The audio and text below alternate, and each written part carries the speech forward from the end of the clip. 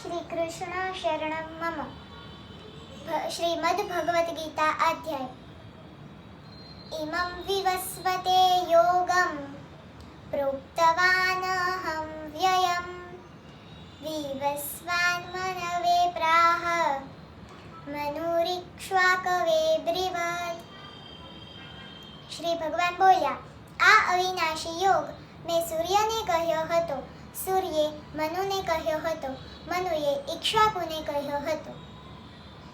અપરમ ભવતો જન્મ પરમ જન્મ વિવસ્વત કથમેતદ્વિજાનીયા ત્વમાદો પ્રોક્તવાનિતિ.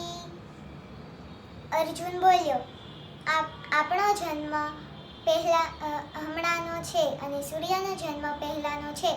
આથી હું કેવી રીતે સમજું કે આપે આ જ્ઞાન પહેલા કહ્યું હતું. બહુની મે વ્યતીતાની જન્માની તવ ચાર્જુન તાન્યહં વેદ સર્વાણી ન ત્વં વેત્થ પરંતુપ.